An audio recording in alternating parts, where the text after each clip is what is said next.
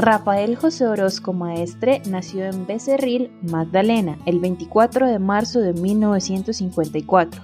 Fue uno de los más reconocidos vallenateros en Colombia y el mundo por ser el cofundador y voz líder del Binomio de Oro, junto a Israel Romero entre 1976 y el 92.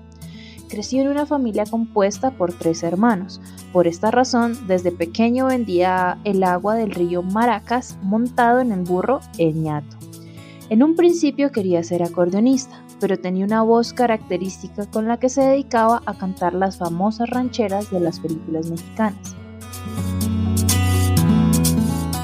En el Colegio Nacional de Loperena, en Valledupar, conoció a nada más ni nada menos que a Diomedes Díaz, quien interpretó Cariñito de mi vida, tema que Rafa hizo famoso con Emilio Oviedo en 1975.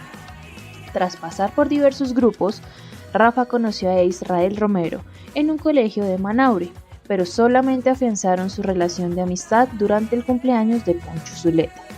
En Barranquilla volvieron a coincidir y tocaron por primera vez juntos en el cumpleaños de Mario Ceballos Araujo. El Binomio de Oro de América marcó su vida con 3 Congos de Oro del Festival de Orquestas del Carnaval de Barranquilla, 16 discos de oro, 2 de platino y galardones en Venezuela, Panamá y Estados Unidos. Falleció el 11 de junio de 1992, tras 10 balazos en la puerta de su casa, por un ajuste de cuentas. Sin embargo, la vida musical de Rafael Orozco perdura en el tiempo con canciones como El Higuerón, La Creciente y Muere una flor. A pesar de haber fallecido hace 30 años, Rafael Orozco aún se mantiene en la memoria viva de los colombianos, por su música y su trágica muerte, que representa una parte oscura de la música de los 70s, 80s y 90s. La muerte por el ajuste de cuentas. Esto es Volver al Presente, el podcast en el que sus historiadores de confianza vamos al pasado para darle sentido a nuestro presente. Hoy estamos con José. ¿Qué más, José? Buenas. Yo soy Valentina. Nos pueden encontrar en Spotify, Google Podcasts, YouTube y donde sea que escuchen sus podcasts. En este episodio vamos a preguntarnos por el asesinato de Rafael Orozco. Así que sin más, vámonos al pasado.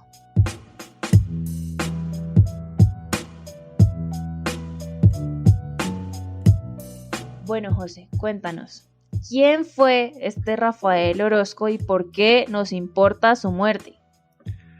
Bueno, la respuesta corta es no sé. La respuesta larga es no sé, cuéntame tú.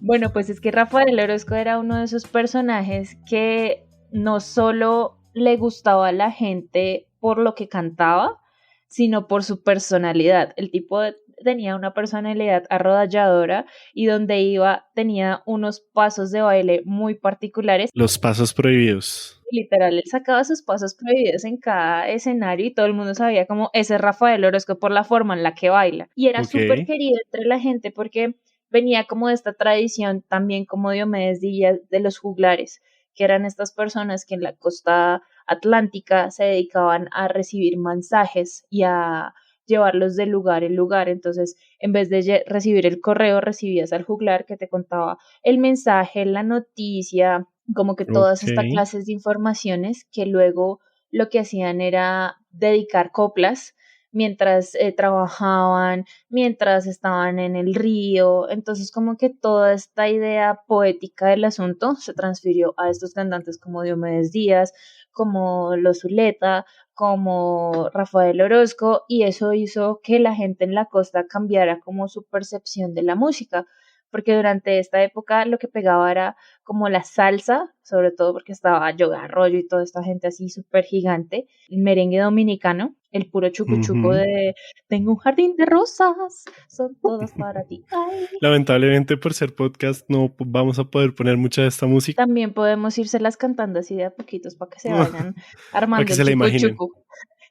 Entonces, pues Rafael Orozco hacía esto, lo que él hacía era como tomar esa tradición y a partir de esta canción de Diomedes Díaz, que él compuso cuando estaba súper jovencito, que se dio a conocer como el vozarrón que tenía este hombre, más que como decía, el man comenzó cantando rancheras y pues para cantar rancheras necesitas el flow y lo transmitió luego con su particular tono de voz a el vallenato. Pero José, ¿tú cuál crees que es la importancia del vallenato para la historia reciente de Colombia? Para poder como también un poco de mencionar lo que fue ese asesinato, ¿no? Pues es necesario también comprender cuál es el lugar del vallenato también como fenómeno social, político y hasta económico en la historia de Colombia.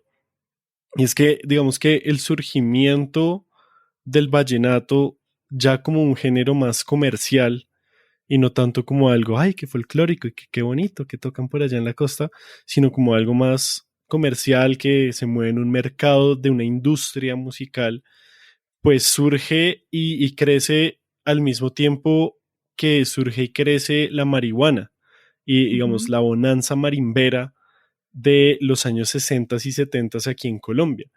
Entonces son dos fenómenos que, si bien no son lo mismo, sí están profundamente ligados porque muchos de estos, digamos, artistas emergentes recibían plata de estos traficantes de marihuana, que, pues, digamos, a mí como tal no me gusta decirles narcotraficantes, aunque lo son, porque aquí la palabra narcotraficante tiene unas connotaciones mucho más de Sí, cartel, de coca, de Cali, de Medellín. Aquí sí, estamos hablando de unos traficantes de marihuana como en la época así que en Estados Unidos era que lo re hippie y sí, que sí, todo sí, sí, eso, pues sí.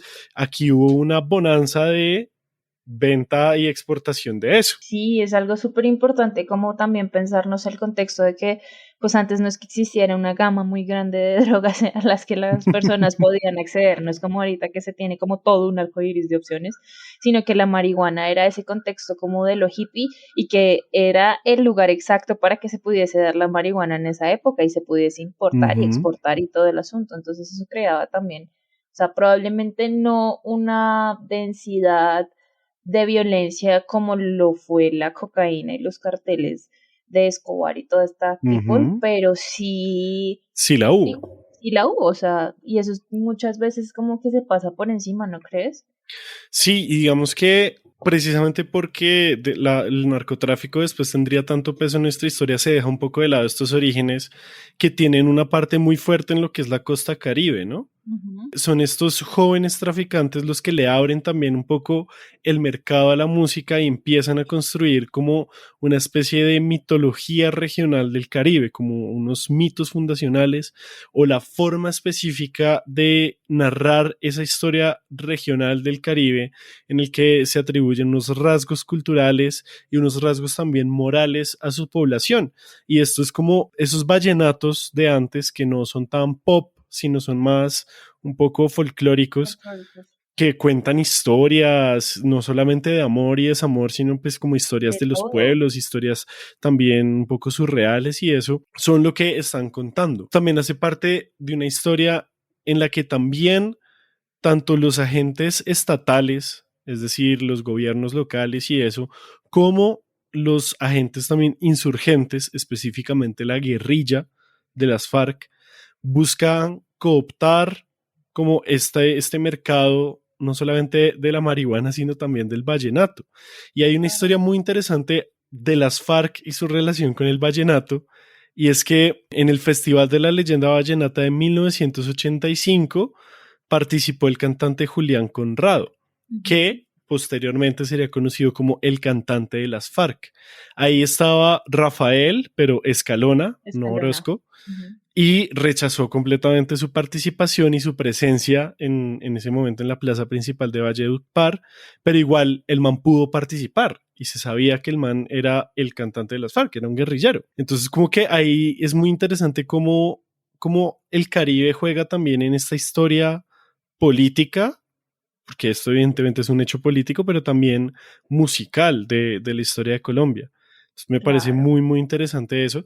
Ya después Julián Conrado ingresa al Frente 19 de las FARC y la expansión territorial de la guerrilla coopta esas prácticas culturales como el vallenato, que ya tenían incorporado un valor simbólico muy alto para la región. O sea, uno va a la costa y se escucha vallenato, ¿sí? Claro. Entonces la guerrilla se apropia de eso para incluirlo en una de sus formas de lucha.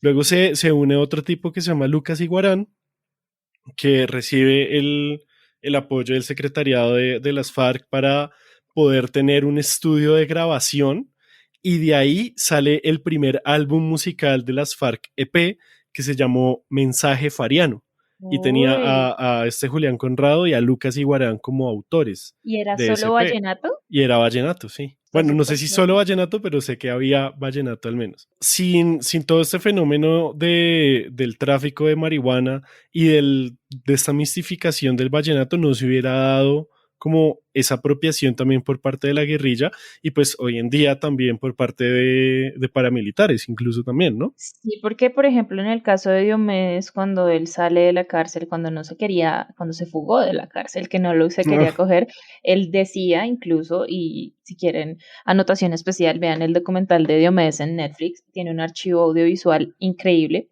cuentan cómo a él lo cuidaron fueron los paramilitares, o sea, nadie dejaba que se acercaran a Diomedes porque él estaba guardado por allá y los paramilitares eran los que los cuidaban, entonces uno dice por una parte, como tú dices, el conflicto armado, tanto de parte y parte, cómo fue evolucionando y cómo fue tomando el vallenato como esa arma popular, y por otra parte, cómo el pueblo mismo comenzó a endiosar a todas estas personas. Rafa Orozco, Los Zuleta, a Diomedes, a, bueno, en su época un poco antes Alejo Durán, a todos estos vallenateros y que posteriormente, pues bueno, sí ya comenzó como el pop del vallenato a al silvestrazo y todas estas ajá, cosas.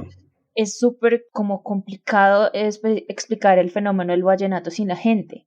La importancia de yo me debo a mi público, por mi público toco las horas que sean, en el lugar que sea, en medio de peleas, en medio de tomar, en medio de todo. Entonces como que todo el concepto de la fiesta vallenata, cómo le pegó a la gente. Entonces, claro, cómo se volvían dioses un Rafael Orozco en el festival allá en Barranquilla y cómo la gente lo aclamaba hasta el punto de llegar a Estados Unidos y que el tipo llevara el vallenato por todo el mundo, igual que Diomedes. Y asimismo como los problemas que se acarrearon a partir de siempre estar en escenario, porque esta gente se estallaba siempre en escena y todos los problemas de drogas que llevaron a estas personas porque, o claro. sea, Diomedes la estallada que se pegó, Rafa la estallada que se pegó, los Zuleta, míralos ahora, o sea, Ush, qué gonorrea. están, pues aparte de acosadores, jaja, todo la cuestión psicológica y densidad, o sea, eran nuestras estrellas de rock, eran Claro, sexo, drogas también. y rock and roll. Claro, tampoco es gratis el hecho de que Carlos Vives haya combinado precisamente los sonidos pues, de la Guajira y de la costa caribe colombiana con la música un poco más popcito. Pero yo quería que me contaras cómo fue la de la muerte, porque yo honestamente vengo a este episodio sabiendo un poco lo que es la historia de la marihuana de la bonanza marimbera y su relación con la música, pero pues yo honestamente no sé mucho del asesinato. Entonces, si quieres, cuéntanos un poco qué carajos pasó ahí. Bueno, pues resulta que Rafael Orozco sí era como un tipo muy de casa, o sea, él a pesar de que se la pasaba en 85.000 millones de giras por el mundo, el tipo mantenía una relación súper cercana tanto con su familia. Pues resulta que el 9 de junio del 92, el tipo había durado 45 días haciendo un tour en Venezuela y a una parte de Colombia. Y en Ujú. esa noche, las hijas de Rafa Orozco decidieron hacer una fiesta en la residencia de él para celebrar el fin de semestre escolar. Entonces, como a eso de las 9 de la noche más o menos, Alfonso Ariza de la Hoz y Francisco Javier Corena, que eran ayudantes de la agrupación de Diomedes Díaz, era pues normal que entre ellos se prestaran instrumentos y cosas así. Entonces llegaron a la casa de Rafa solicitando al cantante con la intención de que pues que le prestaran como unos instrumentos que les hacían falta y un poquito de dinero. Orozco salió, los estaba atendiendo pues como para que no fuese como el aguafiestas en medio de las fiestas de las hijas.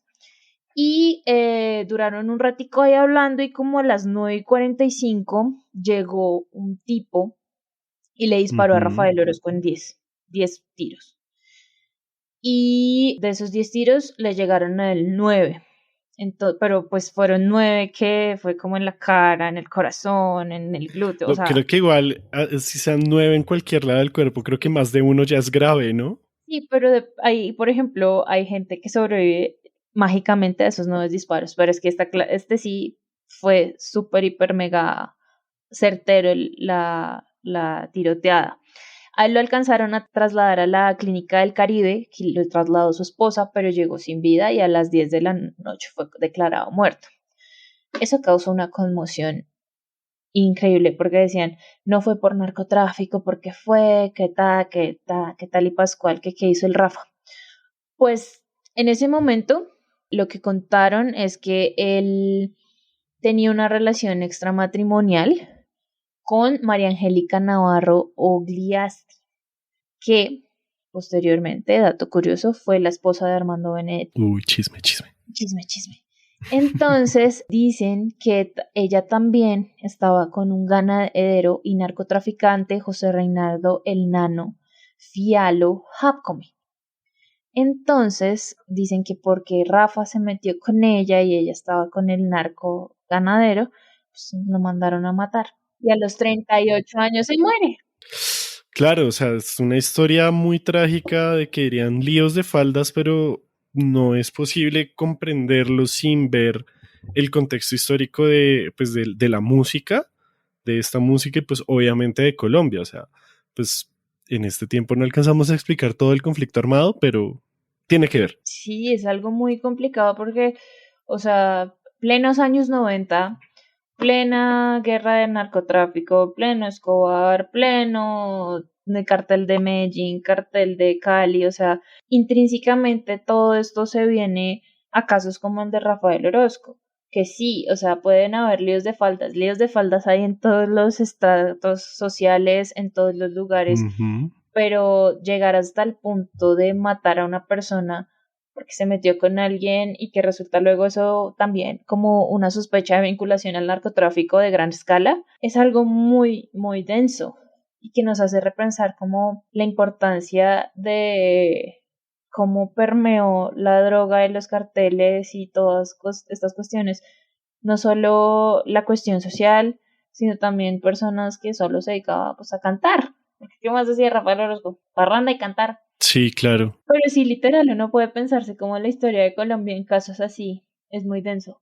Sí, y de eso se trata esta nueva serie que vamos a sacar en Volver al Presente, que este es como el primer episodio de Asesinatos Históricos. Así que vamos a seguir hablando de eso, ¿no? Contextualmente es increíble cómo termina por la muerte de una persona vinculándose a 85 cosas que nos responde cómo es el país ahorita y cómo siguió siendo el país después, porque todos estos personajes tipo Silvestre Dangond siguieron con sus líos de drogas, con sus líos de faldas, cantando para gente de dudosa procedencia y que luego se le da esa connotación al vallenato como, música de corronchos, música de narcos, música de, o sea, como que paracos. De paracos, entonces se quita como toda esa idea originaria de que era el vallenato y se transforma en como toda esta música de que corronchera. Eso es muy denso también. O sea, como por las personas y el ámbito en que se desarrolla, se cambia algo que originalmente fue poemas, poemas para la gente en sus pueblitos. Comenzamos como con una vaina toda surreal, dizque casas en el aire y no sé qué, y ahorita ya es que viva la tierra paramilitar. Bueno. Sí, todo cambió muy rápido. ¡Parkour! Es importante que nos pensemos que el vallenato es una música más que característica de Colombia, una de esas cosas que nos hacen sentirnos colombianos, entre comillas. Su historia no se puede separar de la historia de Colombia, con todos los líos que eso conlleva. Así que sigamos la conversación por redes sociales o en nuestro Discord. Seguramente hay muchísimas más cosas que comentar. Nos puedes seguir en redes sociales como @podcastrah y nos puedes escuchar en Spotify, Google Podcast, donde sea que escuches tus podcasts. Volver al Presente es un proyecto de Random Access History colaborando con historiadores de confianza. Hoy escuchaste las voces de José y yo, Valen. La producción y edición de este episodio estuvo a cargo de José. Muchas gracias por escucharnos y volvemos al futuro pronto. La cagué. Y nos vemos en el futuro. Nos vemos en el futuro. ¡Ay, hombre! ¡Ay, hombre!